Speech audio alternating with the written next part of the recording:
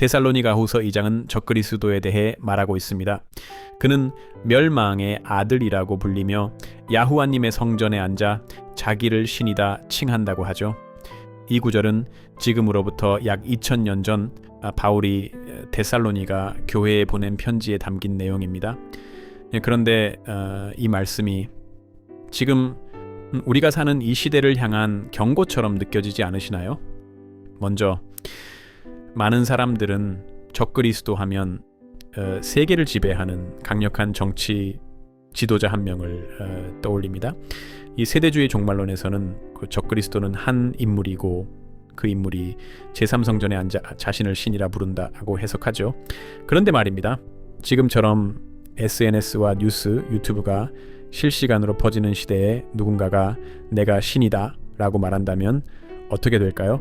그 사람은 단 하루도 안 돼서 조롱당하고 사이비 취급받고 세상에서 퇴출될 겁니다. 그래서 일부 학자들과 신학자들은 바울이 말한 멸망의 아들은 단순한 한 인물이 아니라 시스템일 수 있다고 말합니다. 그 시스템은 신을 대체하려는 정치와 종교, 기술이 결합된 구조입니다. 이런 해석에 따르면 교황권은 무시할 수 없는 존재입니다. 오늘날 교황은 세계 여러 나라의 대통령들, 기업가들, 그리고 유엔 지도자들과 만나며 하나의 영적 리더 역할을 하고 있습니다.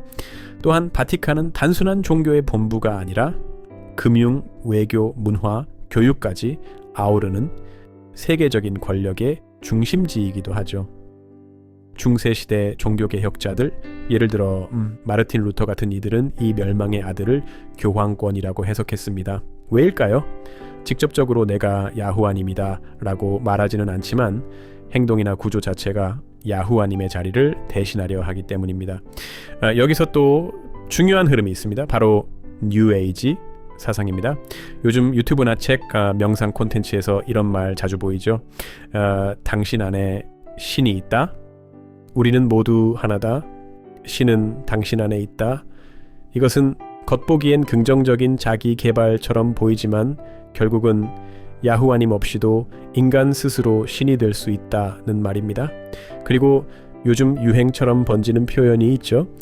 사람의 이름에 하나님 또는 신이라는 호칭을 섞어서 부르는 겁니다. 예를 들어서 유재석은 유느님이라 부르고 무언가에 특출난 사람이 있다면 가철수, 가형이 등으로 부르는 거죠. 이게 그냥 장난처럼 생각할 수 있겠지만 야후와님을 믿는 우리들에게는 이런 현상은 마지막 때를 알리는 하나의 신호가 아닐까 하는 생각도 해보게 됩니다.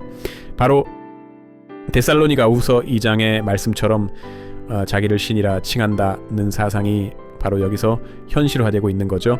그리고 그 사상은 AI를 신처럼 섬기려는 흐름, 트랜스 휴머니즘, 기술을 통한 인간 초월 프로젝트 같은 것들로 이어집니다.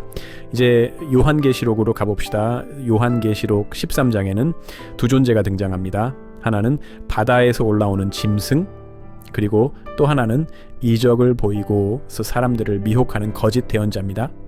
이 둘은 함께 활동하다가 마지막에는 불못에 던져지게 되죠.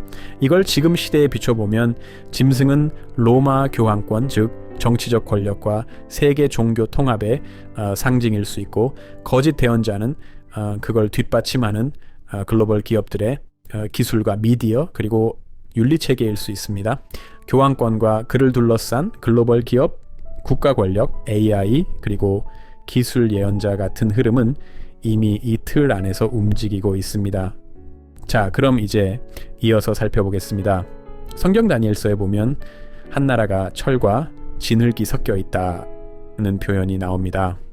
철은 고대 로마 제국을 상징하고 철과 진흙의 시대는 로마 제국 이후의 세계를 상징한다고 해석되곤 하는데요.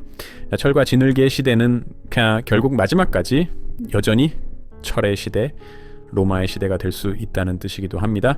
진흙과 섞인 쉽게 깨지는 약한 연합체의 세상을 말이죠. 지금의 유럽 연합 그리고 글로벌 거버넌스 시스템은 정말 이 예언과 놀랍도록 닮아 있습니다. 겉으론 하나로 뭉친 것 같지만 안에서는 분열과 갈등이 있고 진짜 강한 힘은 어디에 있는지도 모호하죠. 그런데 이 철과 진흙의 시대의 한 돌이 나라와 그 나라를 부셔버립니다. 모두 알다시피 그 돌은 바로 메시아 야후슈아님의 재림을 뜻하죠. 즉 재림은 이 철과 진흙이 공존하는 시대, 곧 지금과 같은 시대에 일어난다는 겁니다.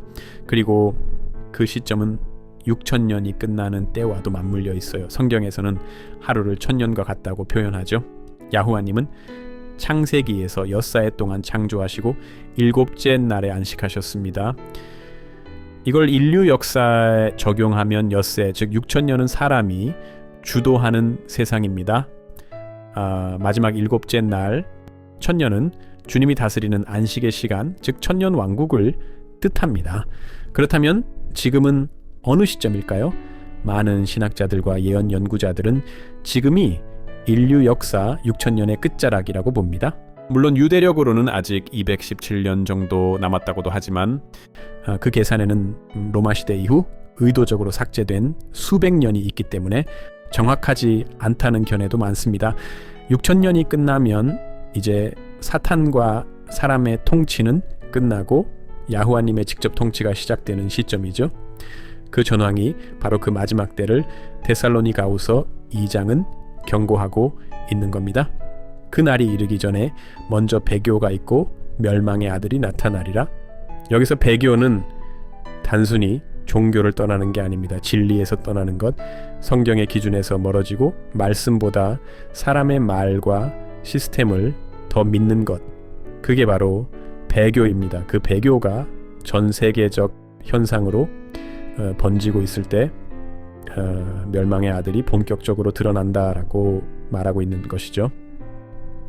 종교통합운동이 이런 것들이 바로 배교를 보여주는 대표적인 예이겠죠. 이런 흐름은 단순히 세속적일 뿐 아니라 성경이 말한 마지막 미혹이 될 수 있습니다. 우리가 깨어 있어야 하는 이유는 분명합니다. 적그리스도는 어느 날 갑자기 뉴스에 등장하지 않습니다. 그는 이미 세상의 시스템 속에 들어와 있고 우리는 그 영향력 안에 살고 있습니다. 그래서 성도는 준비해야 합니다. 돈과 재산을 준비하는 게 아니라 영적인 정체성과 분별력을 준비해야 합니다. 무엇이 야후와님의 것이고 무엇이 거짓된 빛으로 위장된 것인지 깨닫고 나누는 힘, 그게 마지막 때의 생존력입니다. 시간이 점점 다가오고 있습니다. 철과 진흙의 열발가락 시대는 끝을 향해 가고 있고 6,000년의 역사도 거의 마무리되고 있습니다. 지금 우리가 해야 할 일은 두려움에 공포에 빠지는 것이 아니라 정신을 차리고 깨어 있는 것입니다. 두려움은 믿음이 없는 자들에게 나타나는 증상입니다. 만일 마지막 심판의 때가 두렵다면 내 자신의 믿음이 약한 것은 아닌지 믿음을 체크하시는 게 여러분들을 위해서 좋을 것입니다. 바울의 그 경고, 멸망의 아들은 이미 우리 곁에 있습니다. 이 시대의 성전인 성도 위에 앉아서 내가 신이다 하는 시대는 바로 지금이기 때문이죠.